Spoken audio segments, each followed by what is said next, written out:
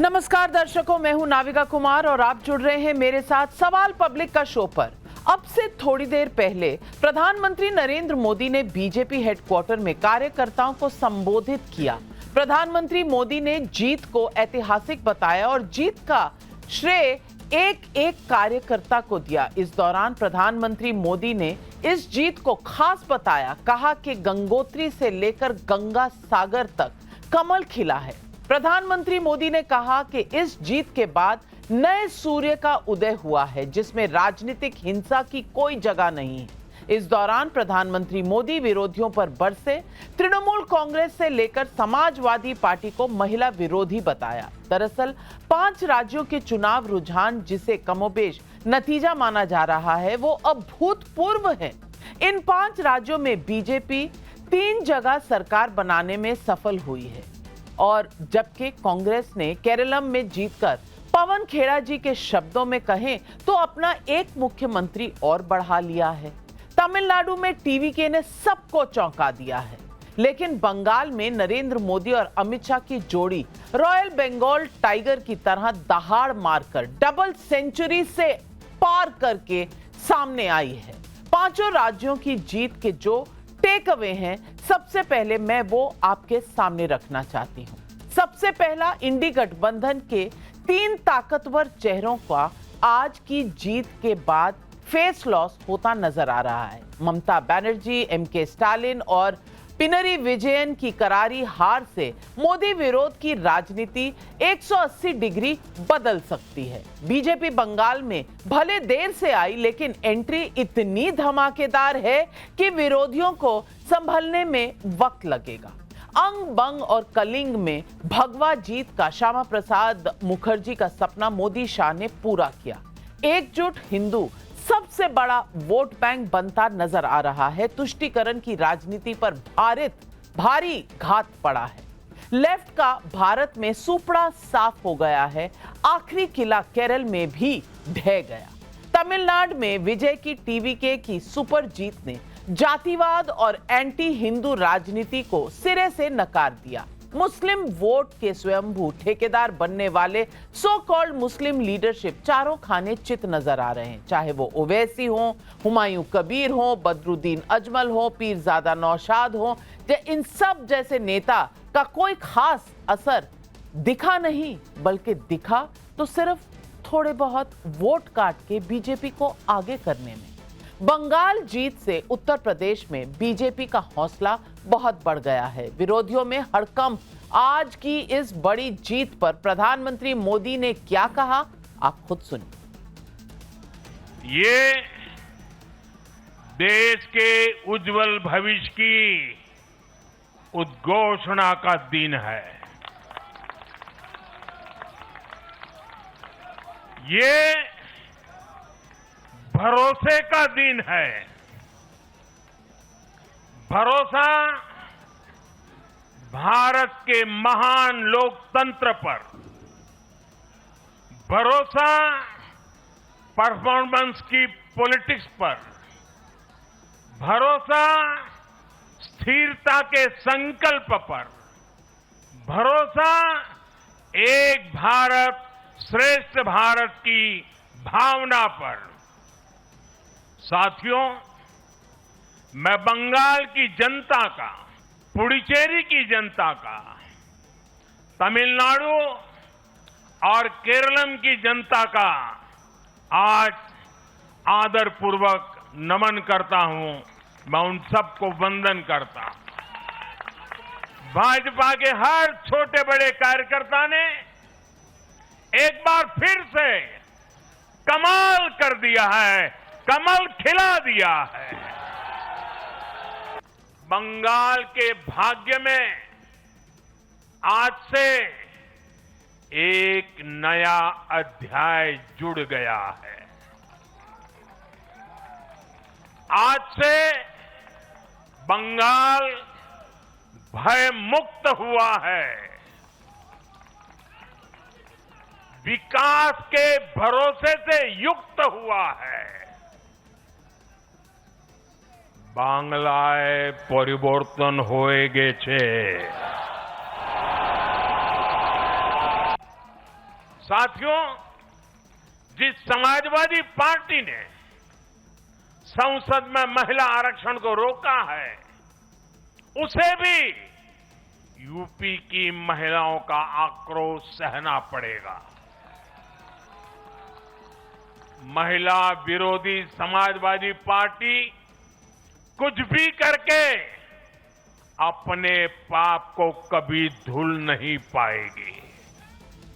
अब से थोड़ी देर पहले ममता बनर्जी ने बीजेपी की जीत असंवैधानिक बताया। ममता ने आरोप लगाया कि उनको किसी से धक्का मारा।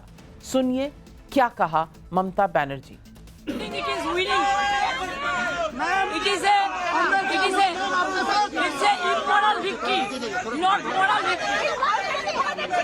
Immorally, whatever election commission has done with the central forces and prime minister and home minister, it is totally illegal, and we will ask for counter mandate.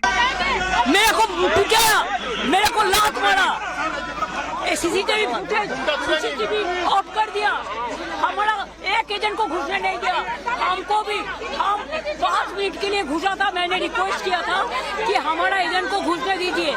Do assured me they will be allowed. After that he is not available. Nobody is available.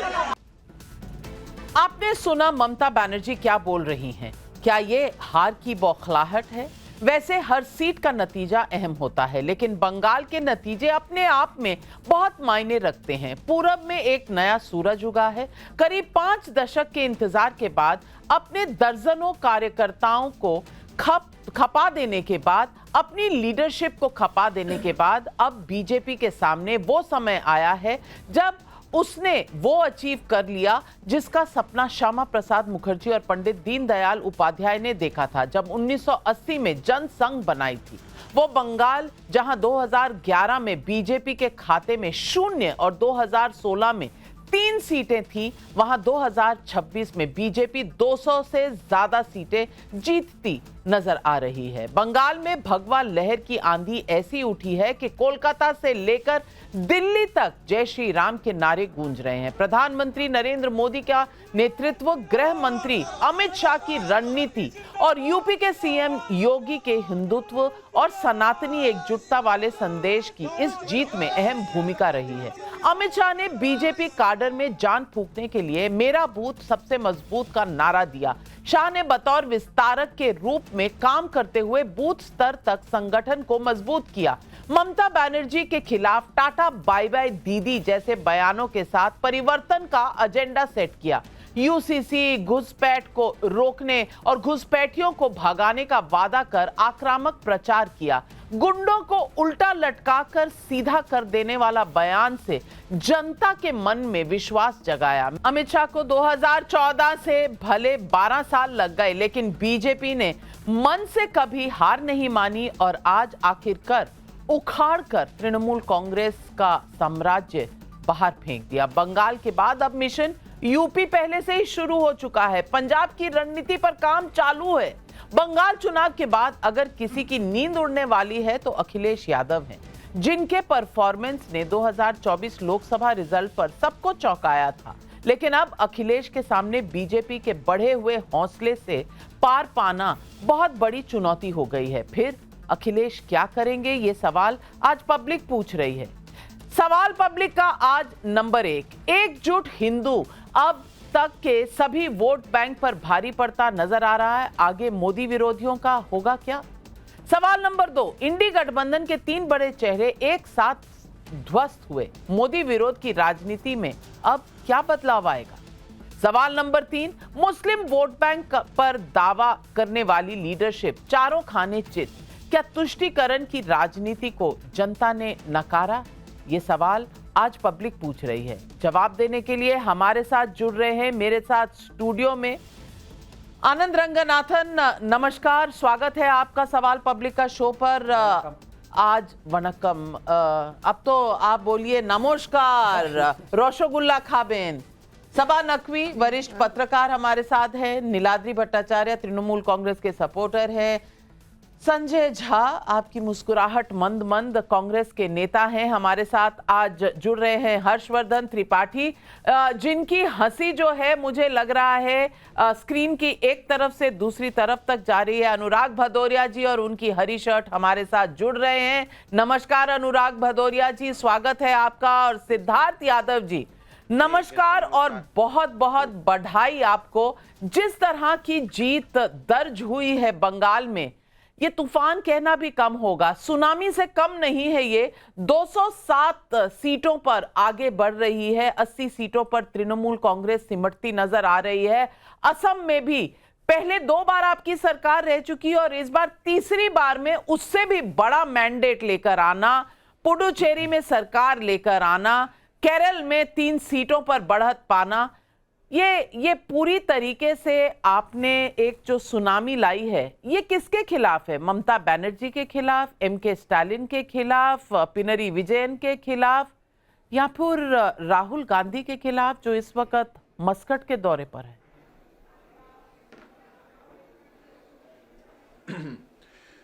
नमस्कार नाविका जी और आपके सभी दर्शकों को नमस्कार।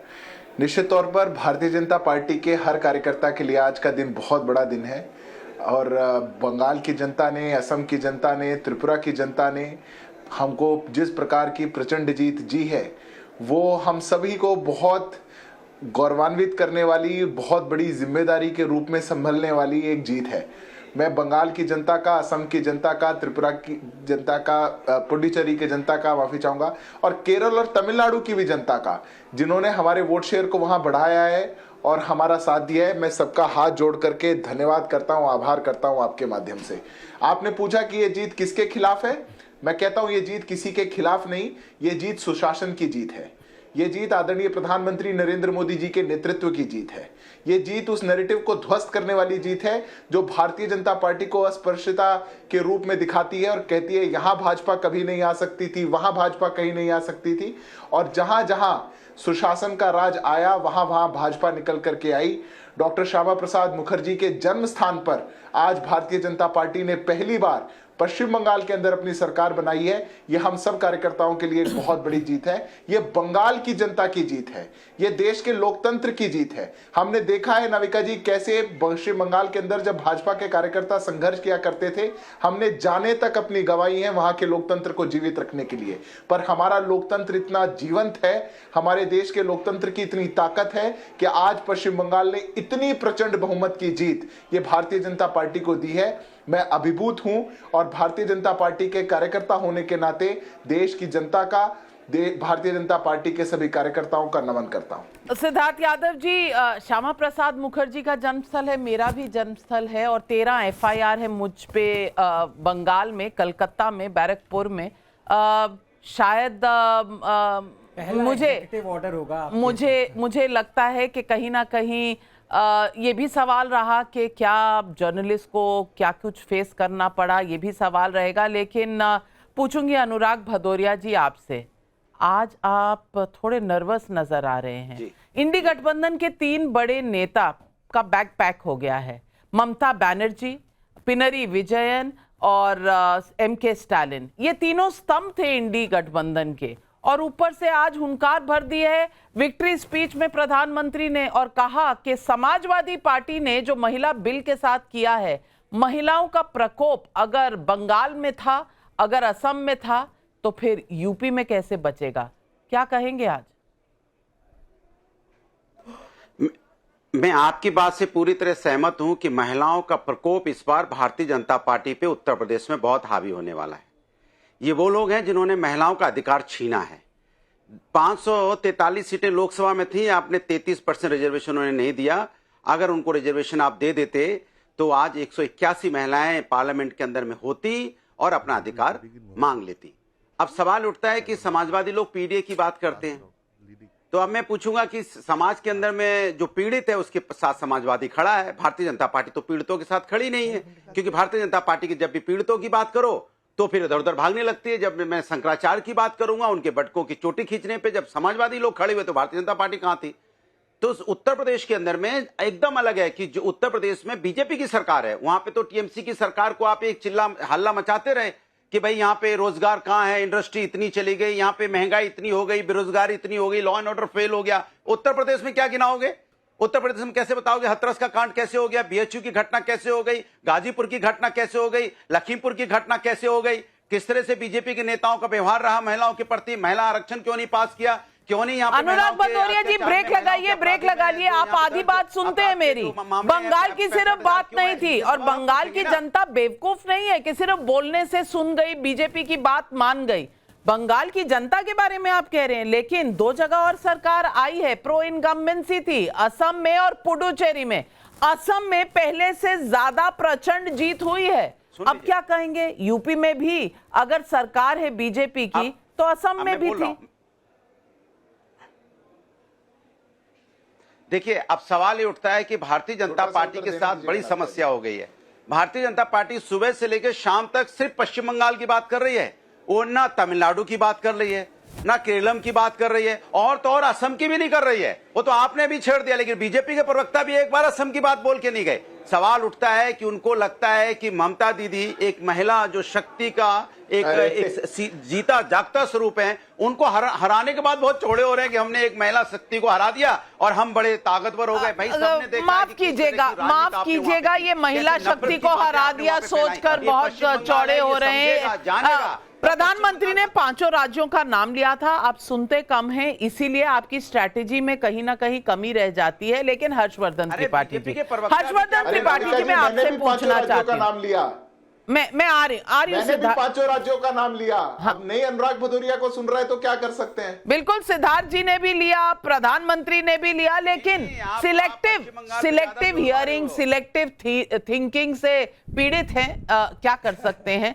लेकिन हर्षवर्धन त्रिपाठी, खूबी BJP की यही है। आज 22 राज्यों में बीजेपी की सरकार है। आज ही जीत दर्ज हुई, अभी पूरे नतीजे आए भी नहीं हैं, अभी कई जगह पर लीड्स चल रही हैं, गिनती चालू है। लेकिन बीजेपी ने यूपी का अपना टाइम टेबल बता दिया, यूपी का एजेंडा बता दिया। पंजाब का काम आप जानते हैं पिछले हफ्ते 10 दिन से चल रहा है, जहां अगले साल चुनाव होने वाले हैं। इस मशीन के सामने तमिलनाडु, केरलम गिनाना, ये क्या विपक्ष की मजबूरी है या वाकई समझदारी का काम है? तो ये कि मान लीजिए कि मैं इस डिबेट में मैं कहूं कि अनुराग भदौरिया बहुत बेकार आदमी है, बहुत फालतू की बात करते हैं, कुछ भी आप कहिए तो सिर्फ बकवास करते रहते हैं। अब मैं ये कहूंगा तो क्या लोग मान लेंगे? नहीं। अनुराग भदौरिया जैसा व्यवहार करेंगे लोग मान लेंगे।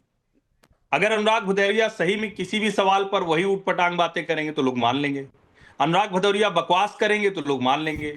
अनुराग भदौरिया अगर अच्छे व्यक्ति होंगे और हम कहेंगे कि ये बेकार है तो वो नहीं मानेंगे।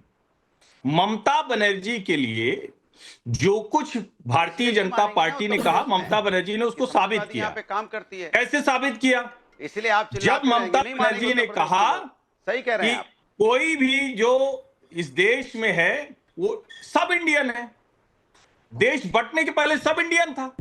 इस तरह से उन्होंने बांग्लादेशी घुसपैठियों को भी इंडियन बताकर लीगलाइज करने की कोशिश की, उठपटांग बात करने की कोशिश की। अभिषेक बनर्जी ने कहा 4 मई को 12 बजे के बाद दिल्ली में कौन किसका बाप, कौन जल्लाद, जाने क्या क्या भाषा बोली। बंगाल के लोगों को समझ में आया। वो जहांगीर खान, उसने कहा हम पांव पांव चल देंगे तो सीआरपीएफ हवा में उड़ जाएगी। लोगों को समझ में आया कि ये तो गुंडागर्दी कर रहा है, ये सारे काम कर रहा है।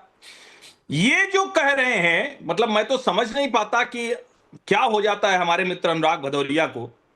अभी है चुनाव के वक्त लड़िएगा।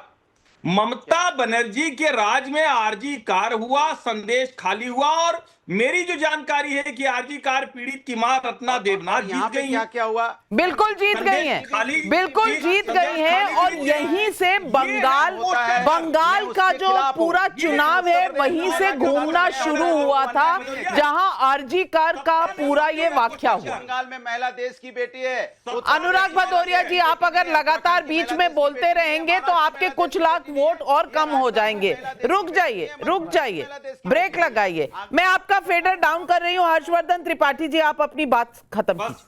बस मैं 20 सेकंड में खत्म कर दूंगा। रत्ना देवनाथ और संदेश खाली की वो जो महिला है वो है असली वुमेन एम्पावरमेंट, जिनको भारतीय जनता पार्टी ने टिकट दिया और जिताकर भेजा। वो नहीं भी जीती तब भी पिछली बार भी टिकट दिया। वो लड़के लड़कियां जो हावड़ा ब्रिज पर नाच रहे हैं, झूम रहे हैं, जय श्री राम के नारे लगा रहे हैं, वो है youth of women empowerment.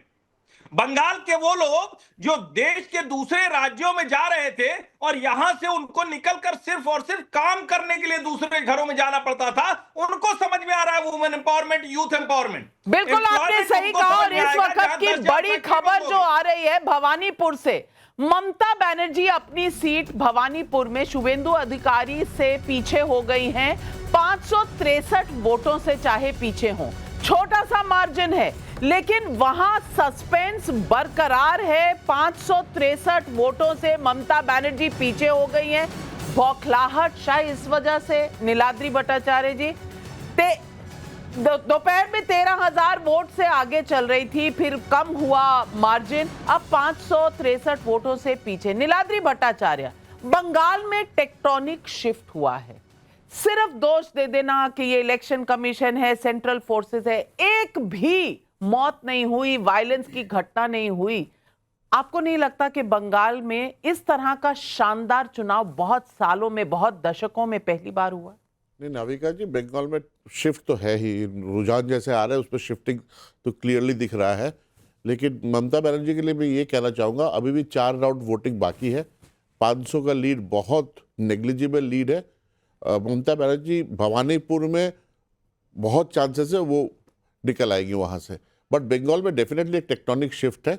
Bengal की जनता ने वोट दिया, वोट देके अगर बीजेपी को चुन के लाए तो we have to respect the mandate. तो फिर ममता बनर्जी बार बार दोष क्यों दे रही है? कभी इलेक्शन कमीशन को, कभी सेंट्रल पैरामिलिट्री फोर्सेस को। आनंद रंगनाथन, किसी भी जीत या हार में डेमोक्रेसी की का दम भरने वाले, कॉन्स्टिट्यूशन की बात करने वाले अगर इस तरह से बौखला जाएंगे तो जनता में मैसेज क्या जाता है? नमस्कार नाविका जी, आज बहुत ही ऐतिहासिक दिन है। अगर आप इसको देखें तो एक ये ईरा डिफाइनिंग दिन है। 20 साल कांग्रेस के थे बंगाल में, 30 साल कम्युनिस्ट के थे, 20 साल लगभग लगा ली तृणमूल के, 15 approximately, I am just saying, 20, 30, 15 जो भी है, एक ईरा डिफाइनिंग ईरा था। और अब एक नया ईरा शुरू हुआ है। मैं ये आशा करता हूँ कि ये जो ईरा होगा बीजेपी का, ये बंगाल को रिसर्जेंस पे ले जाएगा। जो बंगाल, जैसे पहले कहावत होती थी ना, what Bengal thinks today India thinks tomorrow, आप बंगाल की हैं। तो वो ईरा अब आना बंगाल के लिए बहुत ज़रूरी है, बहुत ज़रूरी है। बंगाल हमारी रगों में है, हमारे culture, arts, books, literature, politics, हर चीज़ में। तो आज बहुत ही ऐतिहासिक दिन है। दूसरा, क्योंकि मैं कुछ आंकड़े देख रहा हूँ जो कि बियॉन्ड द लेयर है। अब आप देखिए, ये एक तरह की विडंबना है कि आज के ज़माने में लोग कहते हैं कि जो आदमी फिज़िकली है वही राइट्स के लिए लड़ सकता है। मतलब कि मैं, बुरा न माने, आपके जितना मैं विमेन राइट्स के लिए लड़ता हूँ उतना मैं भी लड़ना चाहता हूँ सभा की तरह। लेकिन लोग कहते हैं कि विमेन ही लड़ सकती हैं। अब आप ये देखिए, इस इलेक्शन में भी आप मानती हैं कि विमेन वोटर्स ने डिसाइसिव विक्ट्री दी है बीजेपी को, और 93% वोट पड़े थे। क्रेजी। लेकिन अगर आप ये देखें कि बीजेपी ने 10.5% टिकट्स दिए थे विमेन को, तृणमूल ने 20% दिए थे, लेकिन फिर भी बीजेपी को विमेन ने ज़्यादा वोट किया है। ये क्या दर्शाता है? ये दर्शाता है कि हमें जो एक तरह से वुडन अपीयरेंसेस होती हैं कि अगर हम विमेन के लिए दिखाना चाहते हैं, कुछ कर रहे हैं, तो हम विमेन को टिकट दें। इससे नहीं, हम उनके लिए काम करें। मेन भी काम कर सकते हैं उनके लिए। तो एक तरह से ये भी एक डिसाइसिव लेसन है आगे जाने के लिए, कि हम हमेशा ये ना सोचें कि अगर हमें विमेन के लिए कुछ करना है तो विमेन ही कुछ करेंगी। अगर ऐसा होता तो ममता जी कभी नहीं हारती। बिल्कुल, महिलाएं पुरुषों के लिए कर सकती हैं, पुरुष महिलाओं के लिए कर सकते हैं, और ये मैसेज दो हैं। और मैं मानती हूं संजय झा, पहले तो आपको बधाई, केरला में कांग्रेस की जीत हुई है, बड़ी जीत है। 4 राज्य अब कांग्रेस के नाम हो गए हैं, 4 आपके मुख्यमंत्री हैं। डीएमके को आप शायद डीएमके के डूबने के बाद आपको विजय के साथ दोस्ती करनी Alliance पड़े, और पांच हो इसके सकते हैं। आसार नजर आ रहे हैं तमिलनाडु में। गलत पढ़ा नहीं, सही पढ़ा था, लेकिन गए नहीं। आप विजय के साथ रहे, आप डीएमके के साथ, तो शायद अब पाला बदलने का आपको मौका मिले। और आपको बधाई इस बात की कि आपकी 200% बढ़ोतरी हो गई है बंगाल में। 0 पर थे, अब 2 सीटें हैं आपकी बंगाल में, तो बढ़ोतरी आपकी 200% की ग्रोथ जो है, इस पर मैं आपको बधाई देना चाहती हूं। लेकिन मेरा सवाल यही है कि अब तक माना जाता था एम फैक्टर माइनॉरिटी फैक्टर है, लेकिन इस बार एक एम फैक्टर महिला फैक्टर बन के निकला है। और ये महिला फैक्टर जो बंगाल में जिसने जादू दिखाया है, वो एक संदेश दे रहा है। आरजी कर जो एक घटना हुई बंगाल में, संदेश खाली में जो हुआ, कहीं ना कहीं ममता बनर्जी ने पहले डिनायल में रही, और उनकी एक दीदी वाली छवि कहीं ना कहीं उसको आघात हुआ, और महिलाओं का, जनता का विश्वास कम हुआ। कहा जाता था प्रेसिडेंसी यानी कि कोलकाता शहर के आसपास के जो कॉन्स्टिट्यूएंसी है उसमें कभी कोई सेंध नहीं कर सकता, वो तो तृणमूल कांग्रेस का बैस्टियन है। उसमें ऐसा तूफान आया कि सब कुछ तहस नहस हो गया। मैं पूछना चाहती हूं, क्या कांग्रेस में इस तरह का मिशन मोड करने की क्षमता है जिस तरह से बीजेपी ने करके दिखाया है बंगाल में? आपने अमित शाह का बयान सुना 2014 का। ममता बनर्जी उन्हें जानती नहीं थी और उन्होंने कहा था मैं छोटा कार्यकर्ता हूं, मैं उखाड़ दूंगा। आज उखाड़ दिया, 12 साल लगे लेकिन उखाड़ दिया। क्या कांग्रेस ऐसा रिवाइवल कर सकती है? नाविका जी, सबसे पहले तो इस बात को स्वीकार करना पड़ेगा कि आज एक ऐतिहासिक आवामी फैसला है, और प्रजातंत्र में चुनाव होते हैं, हार जीत भी होती रहती है। मैं आज सिद्धार्थ यादव, जिनके साथ काफ़ी मेरा बातचीत होता है टीवी चैनल पर, मैं उनको मुबारकबाद देना चाहूँगा, क्योंकि भाजपा की जीत काफ़ी शानदार रही है बंगाल में। और मैं समझता हूँ कि एक्टर जो बहुत ही लोकप्रिय कलाकार हैं तमिलनाडु के विजय, उनकी भी जीत बहुत ही बेहतरीन रही है। देखिए, सच्चाई तो यही है कि मैं समझता हूँ कि अपनी प्रतिद्वंदी से आप सीखिए। मैं कांग्रेस का समर्थक हूँ, कांग्रेस के विचारधारा के साथ मैं लड़ता हूँ, लेकिन मैंने हमेशा ये सार्वजनिक तरीके से कहा है कि अपने प्रतिद्वंदी की खूबियत से आपको सीखिए। भाजपा जिस जज्बे के साथ चुनाव लड़ती है, और ये उनके तो राहुल गांधी क्या ये मस्कट में सीख रहे हैं? ये इसका प्रैक्टिस सेशन मस्कट में? देखिए, मैं समझता हूँ कि देखिए, चुनाव के सिर्फ 3-4 महीने पहले आप 5 साल के बाद अचानक 3-4 महीने में आप जितने जुनून के साथ भी लड़िएगा, वो वक्त नहीं है। भारत एक बहुत ही पेचीदा देश है, यहाँ ढेर सारे विषय हैं, ढेर सारे मसले हैं, और उसका समाधान आप कुछ भाषण से या कोई कैंडिडेट के सिलेक्शन से अचानक नहीं बदल सकते हैं। तो मैं समझता हूँ कि अभी हमारे मित्र हैं अनुराग जी, मैं उनका बहुत बड़ा प्रशंसक हूँ, बहुत अच्छा प्रवक्ता है वो समाजवादी पार्टी के लिए। लेकिन हम सब लोगों को इस बात को मानना पड़ेगा कि ये बात भी सही है कि भाजपा साम दाम दंड भेज की राजनीति करती है। वो भी महिला का विषय को भी लेके बहुत राजनीति हो रहा है, वो बिल्कुल मैं उसके साथ सहमत नहीं हूँ। अनुराग जी ने जो कहा है सही कहा है, परंतु इस बात को भी हमें मानना पड़ेगा कि भाजपा जिस तरीके से चुनाव लड़ती है, लगता है कि उनके पास एक लक्ष्य होता है और उसके बाद 24 घंटे ही नहीं, वो जो कहते हैं ना, खून पसीना पूरा लगा देते हैं। यदि कांग्रेस पार्टी की जो सबसे बड़ी कमजोरी रही है, वो मैं पूरी तरीके से उसके साथ इत्तेफाक रहता हूं कि हम लड़ते नहीं हैं। जैसे आज चुनाव खत्म हुआ, आपको बंगाल के अगले चुनाव के लिए आपको काम करना पड़ेगा। यदि आप नहीं करेंगे तो आप सफल नहीं हो पाइएगा भारत के। यशवंत देशमुख जी हमारे साथ जुड़ रहे हैं, सी वोटर इनकी एजेंसी है, और यशवंत देशमुख जी मुस्कुरा रहे हैं। ये मुस्कुराहट किसके लिए है? और यशवंत देशमुख जी, हम और आप पॉलिटिकल एनालिस्ट हैं, इस तरह के तूफानी सुनामी वाले चुनाव के बाद हमारा विश्लेषण करना स्वाभाविक है।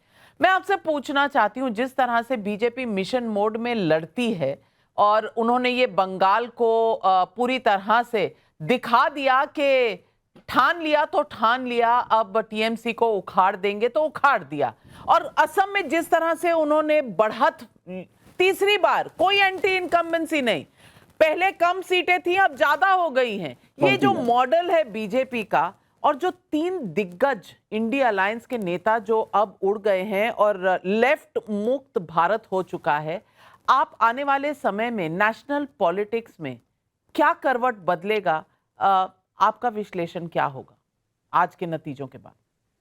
देखिए नाविका, सबसे पहले तो मैं एक लाइन इस बात को ये बोलना चाहूंगा कि आपके पास में कितनी भी माटी हो, कितने भी मानुष हो, लेकिन माँ आपसे नाराज होकर थिरक जाए तो आप दुनिया में कुछ नहीं कर सकते।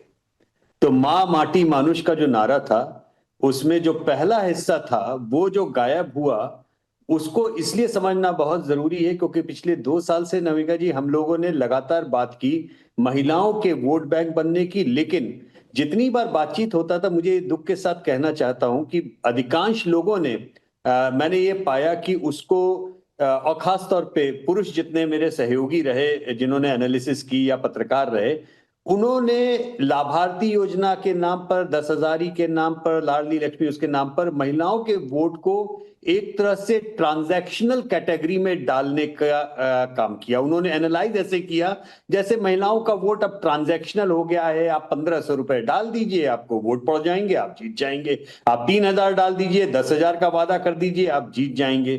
तो पहली बात तो ये कि 2 साल में इस देश में महिलाओं का जो वोट बैंक उभरा, और वो एक लंबी प्रोसेस थी जिसमें टर्नआउट के मामले में महिलाओं ने पुरुषों को पीछे छोड़ा। फिर उन्होंने ये दिखाया कि हम जाति के ऊपर उठकर, धर्म के ऊपर उठकर अपनी मर्जी से वोट डाल सकते हैं, अपने परिवार के खिलाफ जाके वोट डाल सकते हैं, जिसको चाहे जिता सकते हैं। और आज उन्होंने ये साबित किया कि हम जिसको चाहे उसको हरा भी सकते हैं, क्योंकि ये महिलाओं के ऊपर का पहला एंटी इनकम्बेंट वर्डिक्ट है नाविका। ये बहुत महत्वपूर्ण है समझना, आप इस बात को समझिए।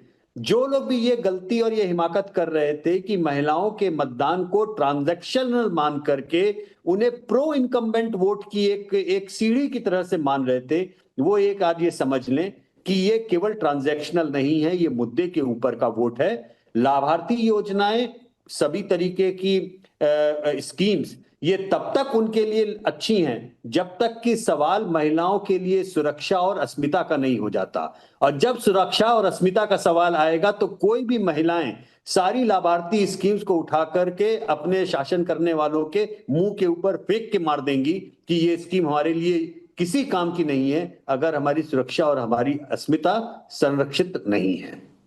सब बहुत बड़ी बात कह रहे हैं यशवंत, आप सहमत हैं सबा नकवी जी? इनका बहुत अच्छा एनालिसिस है, क्योंकि इस तरह का मैंडेट जरूर महिला वोट शिफ्ट हुआ है। और तो इन्होंने बहुत अच्छा, क्योंकि हम लोग ज्यादातर कहेंगे कि हिंदू कंसोलिडेशन, मुस्लिम बटा महिला, लेकिन ये महिला का जो कह रहे हैं।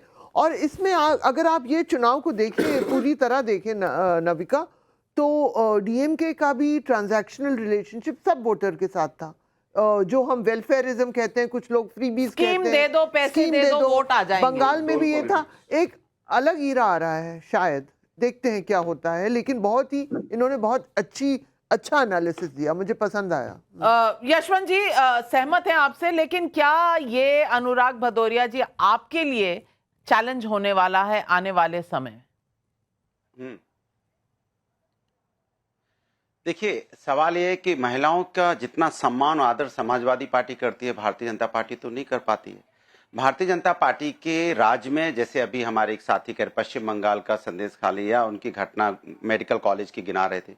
उत्तर प्रदेश में तो भरमार है। गाजीपुर में किस तरह से एक बच्ची के साथ अन्याय हुआ, अभी डेलीगेशन जाने तक नहीं देते आप।